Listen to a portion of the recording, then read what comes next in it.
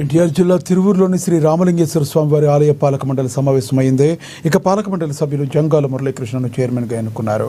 ప్రధాన కార్యదర్శి, తెలుగుదేశం పార్టీ కార్యవర్గం, వివిధ హోదాలోని నాయకులు, నగర పంచాయతీ కౌన్సిలర్లు హాజరయ్యారు.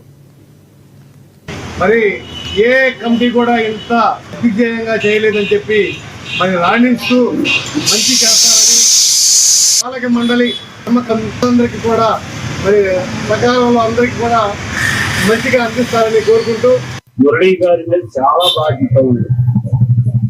ఎందుకంటే శివాలయాన్ని రెనోవేషన్ చేయాలనేది అందరి ఆలోచన. దిగుల్లో ఉన్న భక్తులందరి మనోభావాలకు తగ్గట్టుగా, ఎందుకంటే వర్షం వస్తే శివాలయం లోపలికి నీళ్లు వస్తున్నాయి. దాన్ని దృష్టిలో పెట్టుకొని అది చాలా భారీ ప్రాజెక్టు అయినా కూడా మురళీ గారు ఇప్పటి నుంచే దాని మీద డ్రైన్ పెట్టి కంపల్సరిగా జనానికి అవసరమయ్యే విధంగా భక్తుల మనం, ఎందుకంటే శివాలయంలో వానొస్తే మొత్తం నీళ్ళని శివాలయంలోకి వెళ్తాం. ఒకప్పుడు మన రామ మందిరం అంటే కూడా గోపురంలో ఉండేది. ఇవాళ దాన్ని రెనోవేట్ చేసి ఎంతో సుందరంగా తయారు చేశారు. అదేవిధంగా ఈ యొక్క శివాలయాన్ని కూడా మీరు మంచిగా దాన్ని కట్టడానికి మీరు పూనుకుంటే మీకు శాశ్వతంగా ఉంటుంది. అది మన వెంకటరమణ మురళి గారు ఖచ్చితంగా చేయగలరు.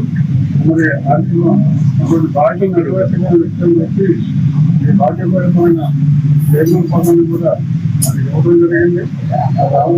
అలాగే